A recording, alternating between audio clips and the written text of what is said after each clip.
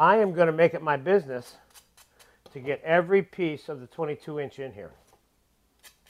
Remember, the recipe formula is designed around 22 pieces of bread. Now, if you use 18, you're going to have less of a ratio of the custard to the bread, and it might be a little wet after it sets. You don't want that. You want the right amount of bread for the right amount of custard for this particular formula, okay? Okay, now, you see how I did that? I got a nice little pattern there. Now I'm going to sprinkle a little bit of sugar on the top. Not much. Remember, the tops of the points of the bread are going to be baking above the custard level in the oven. You put too much sugar on it, and sugar has a tendency to burn faster in the oven. This is going to be baked at 400 degrees, and that's a fairly hot oven, all right? So don't put too much sugar on the top because you don't want the top of it burning. And same thing with the cinnamon, only this is not a burning issue. Just don't over cinnamon it. One of the things I do to prevent myself from shaking too much of anything out of a shaker is rather than shake it like this, I hold it and hit the bottom of it, and you have a little bit more control over how much cinnamon ends up coming out. So you just want a little scent of cinnamon throughout this. That's it. All right. So there's your toasted bread, trimmed, buttered, slightly cooled, put into the mold. Now, I'm going to time-lapse this. I'm going to be back now, right after I cut this off, because I'm going to clean this up and bring the rest of the ingredients out here for you right now.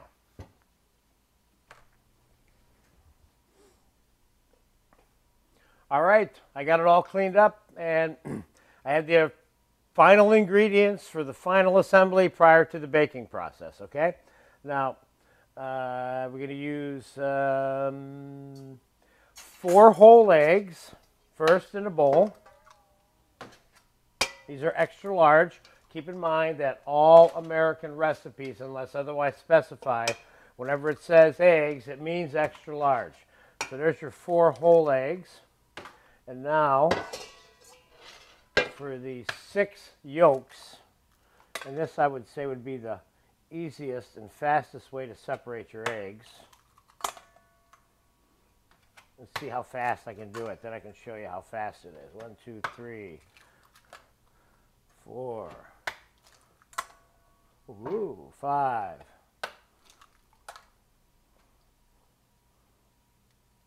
6. All right. Let's get rid of that.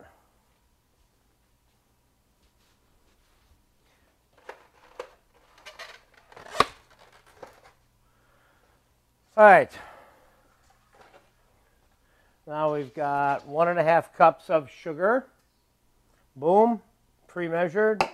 And we're going to throw a little bit of vanilla in here. You can throw the vanilla pure extract into the milk or into this, either way. And you can also use vanilla bean scraped out of the pot if you want, you know. And now you're going to mix the sugar and the egg yolk together. Just cream it a little bit.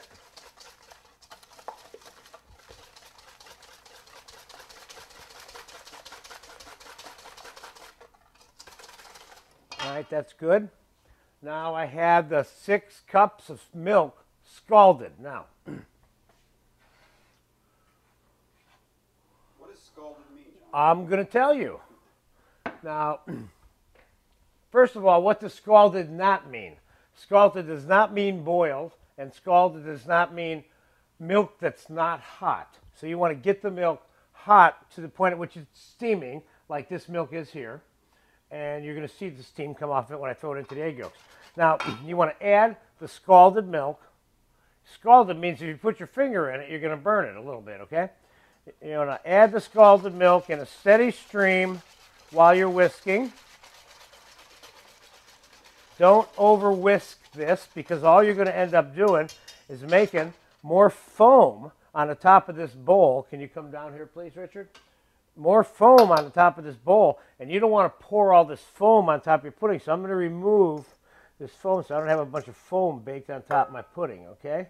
Most of this is a bunch of air, which is basically, it's almost all air. All right.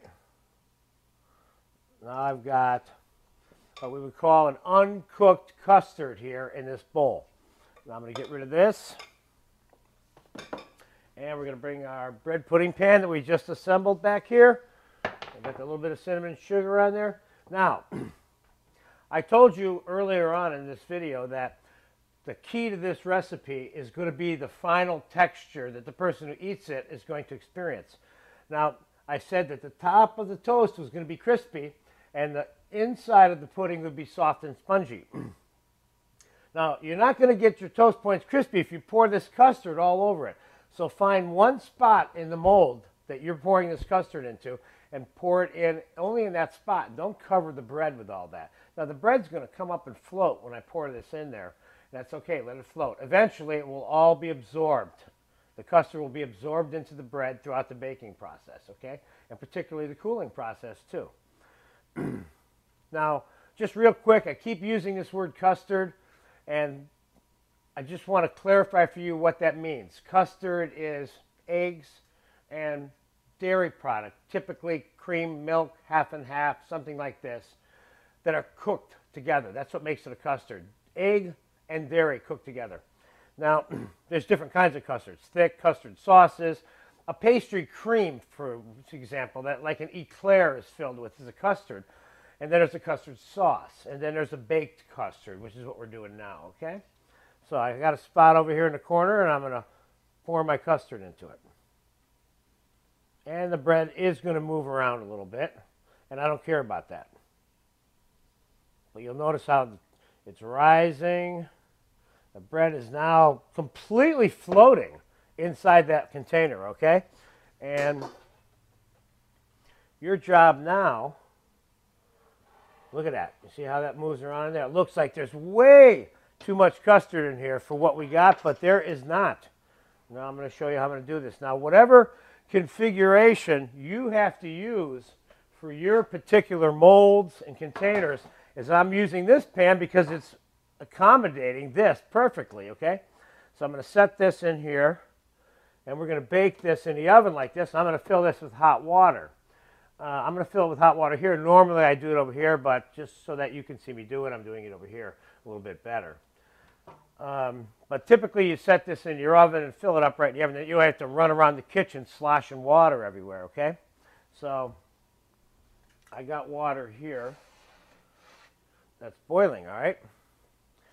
And let's see if I can do this without spilling water all over the place. I think I can.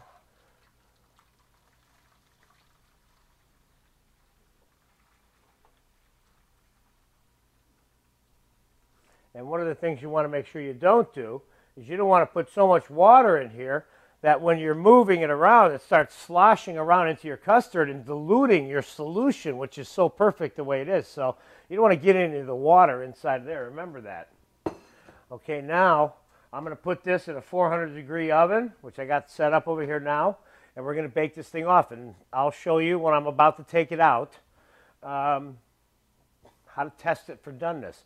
There's a prescription in the recipe, of course, that tells you how long to bake it, but that's a specific guideline. You, of course, have to be able to know how to walk up and touch it, and I'm going to show you that when this is about done. So you'll know what you're touching and feeling for to determine the level of doneness. Okay, so let's get this in the oven now.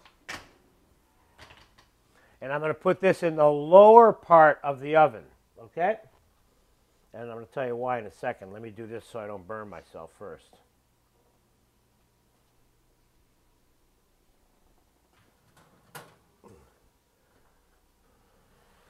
Now, when I told you a second ago that you put the water in the oven, right now you could have your water in a pitcher and you could be pouring it in here. Then you don't have to move it around the kitchen. That's what I meant by that. So we're going to slide it in there. We're going to cook it in there. It's about an hour. Depends on your particular mold shape and size. It's about an hour. But the most important part is not how long does it take, but how do you test it to know when it's done, okay? And quickly back to why it's in the bottom of the oven. Again, I told you that the sugar has a tendency to cook more and possibly burn the bread on the top if you're not careful. Obviously, putting it on the top of the oven is going to make the top of the bread hotter because the top of the oven is the hottest part of the oven. So there's a couple of things. Let's say your oven is a little bit temperature crazy. What do you do if your bread starts getting really hot, but the custard isn't set? Well, one answer would be that you would turn it down, but then you may have to bake it twice as long, and you're not going to have the same result. So what I recommend, let's say your bread is burning, or not burning, but toasting the stuff that's protruding out above the level of the custard. If that's toasting more than you think it should be, or you want it to be, then what you can do is you can lay a piece of aluminum foil over the top of the bread, but still keep the whole container at that 400-degree temperature. That way you can have a constant temperature cooking the custard without cooking the tops of the bread anymore by covering it with the foil. So this is obviously going to be a time-elapse video, and I'm going to be back probably in about an hour, which is going to be right now, and I'm going to show you how to test it for doneness. And then I'm going to show you how to cool it, and there's a way in which you should set it elevated so it gets circulation on it at room temperature to cool. All right, so I'll be back in a little while. Right now, you're going to love this, by the way. Okay, that bread pudding has been in there about an hour and 15 minutes. It's time to take it out. And I checked it, about 5 minutes ago. And I'm going to show you what I did.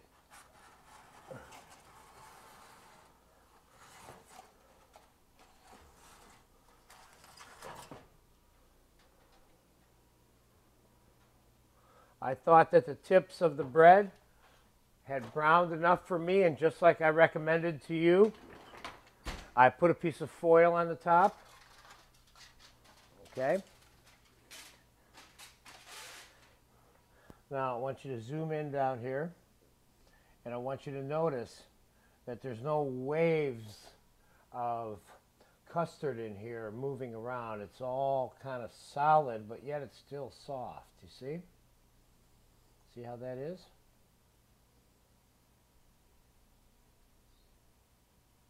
Now I'm going to take this carefully out of the pan,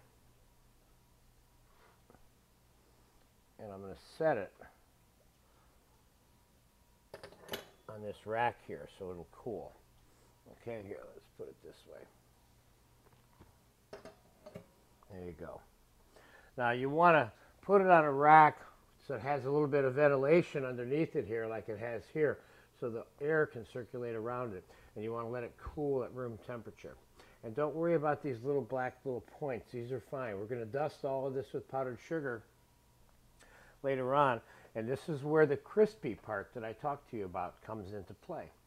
And it's going to be really nice. It turned out great.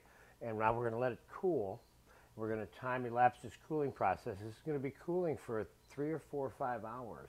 And then I'm going to bring you back, and we're going to portion it up and put it on the plate with the caramel sauce, and you'll see how it looks and how it feels. Okay? So I'll see you in 4 or 5 hours right now. Okay?